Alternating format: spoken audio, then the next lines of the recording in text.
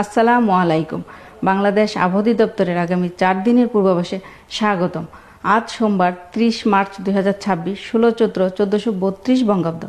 আজ সন্ধ্যা 6টা থেকে পরবর্তী 24 ঘন্টায় ঢাকা, ময়মনসিংহ, খুলনা, বরিশাল, চট্টগ্রাম ও সিলেট বিভাগের কিছু কিছু জায়গায় অর্থাৎ 50% এলাকায় এবং রংপুর ও রাজশাহী বিভাগের 2-1 জায়গায় অর্থাৎ 25% এলাকায় অস্থায়ীভাবে দমকা হাওয়া ও বজ্রপাত সহ বৃষ্টি অথবা বজ্রসহ বৃষ্টি, সেই সাথে বিক্ষিপ্তভাবে শিলাবৃষ্টি হওয়ার সম্ভাবনা রয়েছে।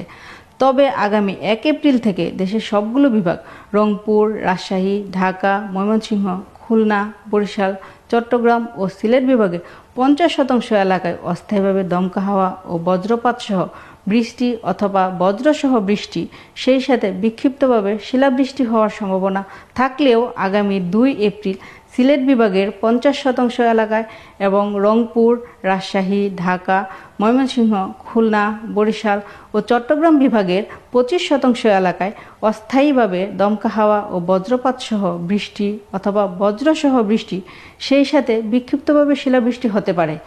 দিন ও রাতের তাপমাত্রার ক্ষেত্রে আগামী 24 ঘন্টার পর থেকে অর্থাৎ 31 মার্চ থেকে 2 এপ্রিল পর্যন্ত 0.5 ডিগ্রি সেলসিয়াস থেকে 1 ডিগ্রি সেলসিয়াস পর্যন্ত বাড়তে পারে।